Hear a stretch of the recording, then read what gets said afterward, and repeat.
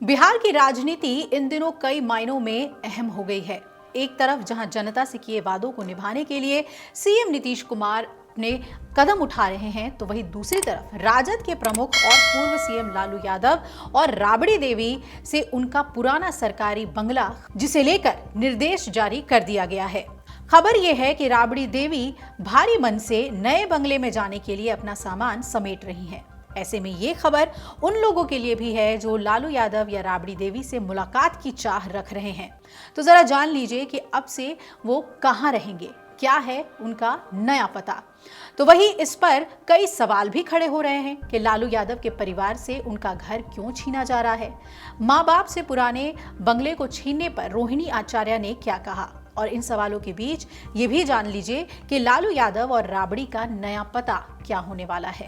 दरअसल बिहार के सबसे बड़े राजनीतिक लालू परिवार 2005 से ही 10 सर्कुलर रोड वाले सरकारी बंगले में रह रहे थे, लेकिन अब उन्हें ये जगह खाली करनी होगी और हार्डिंग रोड के केंद्रीय पुल आवास संख्या 39 में शिफ्ट होना होगा। ऐसा नहीं है कि सिर्फ लालू यादव या राबड़ी देवी का ही पता बदल जाएगा।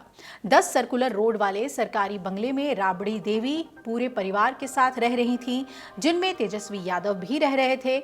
नए निर्देश के बाद तेजस्वी यादव और लालू यादव का भी आवासीय पता बदल गया है। ये सब राबड़ी देवी के लिए नए आवास के आवंटन के कारण हुआ है। वैसे नए घर में शिफ्ट होने में कोई खास मुश्किल नहीं होने वाली है, क्योंकि दोनों के बीच फासला महज 800 मीटर का ही होगा।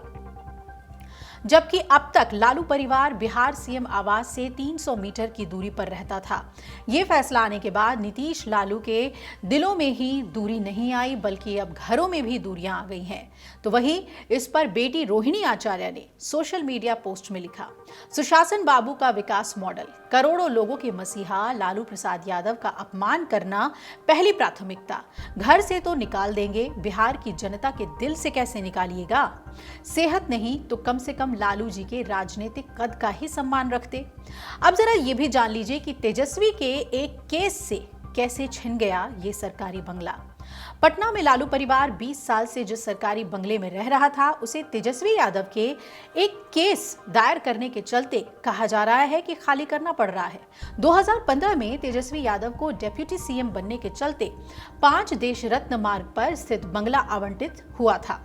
2017 में सीएम नीतीश कुमार के महागठबंधन से अलग होकर एनडीए के साथ सरकार बनाया तो उन्होंने सुशील मोदी को डेप्यूटी सीएम बनाया था।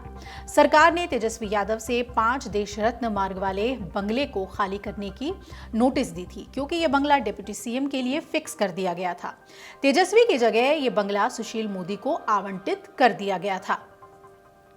अब सरकार द्वारा 5 देश रत्न मार्ग वाले बंगले को खाली करने की नोटिस के खिलाफ तेजस्वी यादव पटना हाईकोर्ट पहुंच गए और केस दायर कर दिया।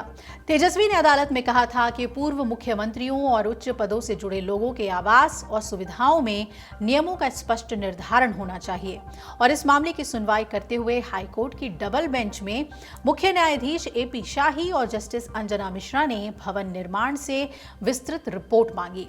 हाईकोर्ट को भवन निर्माण के द्वारा दी गई रिपोर्ट में कहा गया कि 2010 में सरकारी नियमों में बदलाव किए गए थे और जिसके तहत पूर्व मुख्यमंत्रियों के लिए आजीवन पटना में सरकारी आवास, सुरक्षा और अन्य सुविधाओं की व्यवस्था है।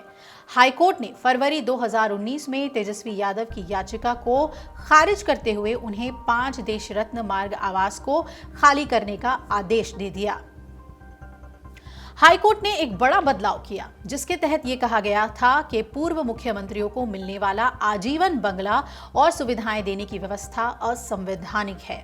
इसके चलते ही अब राबड़ी देवी को 10 सर्कुलर रोड बंगला खाली करने का आदेश दिया गया है। अगर आप ये वीडियो YouTube पर देख रहे हैं तो हमारे चैनल को सब्सक्राइब कर बेल आइकन दबाएं और Facebook पर देख रहे हैं तो हमारे पेज को लाइक करें।